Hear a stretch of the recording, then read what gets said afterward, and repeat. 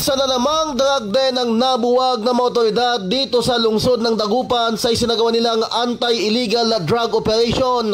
Nagresulta ito sa pagkakasamsam ng nasa mahigit 160,000 pesos na halaga ng inilang shabu sa pagkakabuwag ng drug den sa pinagsalud ng pwersa ng mga otoridad na isinagawa dito sa Dagupan City kahapon.